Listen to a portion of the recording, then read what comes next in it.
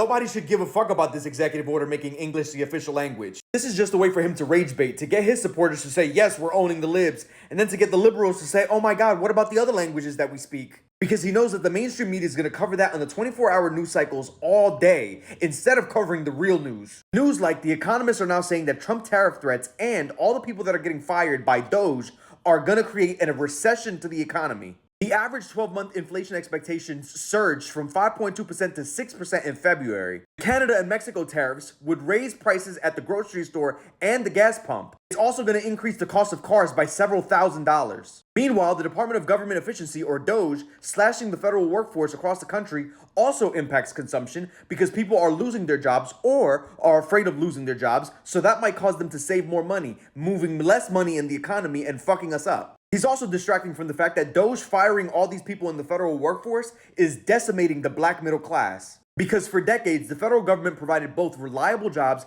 and guardrails to offset systemic racial bias in hiring promotions, offering an alternative for black workers who might be overlooked or ignored in the private sector. For example, the Department of Education, nearly 30% of education employees are black. Closing the Department of Education would leave them unemployed. Another example, at the Department of Health and Human Services, where more than 1,300 new hires were reportedly laid off, 20% of the staff was black. Another example, the Department of Veteran Affairs, which recently lost 1,000 employees, 24% are black. He's also distracting from the fact that they fired more air traffic control agents, and it's gotten so bad that Elon Musk had to tweet, "There's a shortage of top-notch air traffic controllers.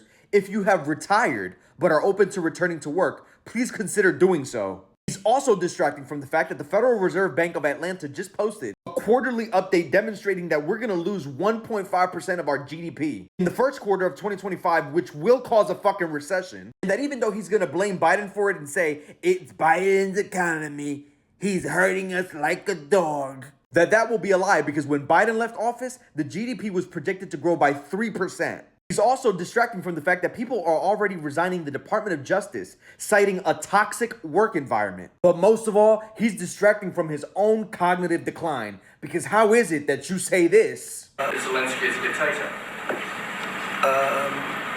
Did I say that? I can't believe I said that. Next question. When literally 1 week ago, he said this. A dictator without elections. Zelensky better move fast or he's not going to have a country. Don't worry, I'm sure there's no double standard. If Joe Biden showed any sign of aging, I'm sure they would have taken it easy on him. So no, I don't give a fuck about no executive order designating English as the official language. Fuck off.